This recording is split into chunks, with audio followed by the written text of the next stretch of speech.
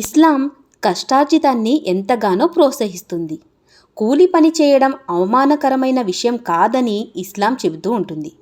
అయితే దైవ ప్రవక్త సల్లల్లాహు అలైహి వసల్లం గారు ఇలా చెబుతున్నారు: వేతనంపై మేకలు కాయకుండా ఉండడాన్ని ఏ ప్రవక్తను దేవుడు ప్రభవింపజేయలేదు అని చెప్తున్నారు.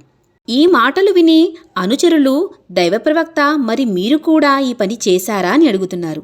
దానికి దైవ ప్రవక్త సల్లల్లాహు అలైహి వసల్లం వారు, నేను కొన్ని పైసల వేతనంపై మక్కా వారి పశువుల్ని కాసేవాణ్ణి అని ప్రవక్త వారు తెలియజేస్తున్నారు.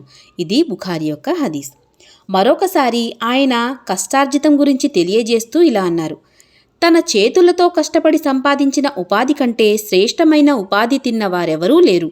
దైవ ప్రవక్త దావూద్ తన చేతులతో పనిచేసి ఉపాధి సంపాదించేవారు అని అన్నారు. ఇది కూడా బుఖారీ యొక్క హదీసే. హజరత్ ఇబ్నే ఉమర్ రజల్లాహు గారి కథనం ప్రకారం దైవ ప్రవక్త సల్లల్లాహు అలైహి వసల్లం గారు ఇలా ప్రవచించారు: దేవుడు కష్టపడి ఉపాధి సంపాదించే ముస్లింను ప్రేమిస్తాడు అని తెలియజేస్తున్నారు. అయితే ఈ హదీసును బట్టి మనకేమర్థమవుతుంది అంటే, కష్టపడి పని చేయడానికి మనం ఎప్పుడూ శంకించకూడదు, అంటే నామోషి చెందకూడదు. కష్టార్జితం 1 రూపాయి అయినా దానిలో దైవం యొక్క కరుణ నిండుగా ఉంటుంది.